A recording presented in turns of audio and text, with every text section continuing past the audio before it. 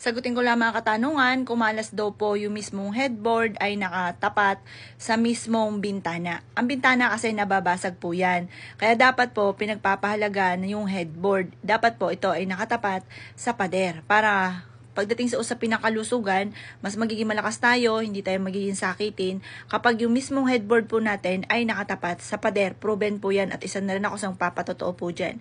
Ganon din po kung ikaw naman ay wala ng posisyon, yung headboard ninyo ay doon nakalagay, ano daw po ang pangontra dito. Masasabi ko lamang, dapat talaga siya, wala siyang kahit ano man ang pwedeng ipangontra po dyan na ilalagay nyo sa kwarto po ninyo.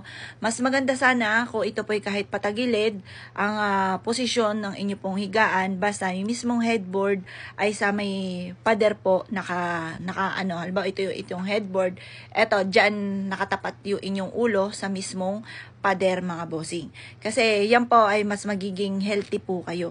Pero masama din naman, kaya kailangan kayo nang bahalang magtapat na yung tipo bang hindi siya nakatapat yung headboard sa may bintana at hindi rin nakatapat naman ang paahan po ninyo or ulunan po ninyo sa may pintuan. Isang malaking X din po yun.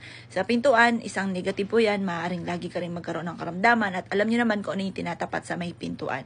Isang malaking X po yan.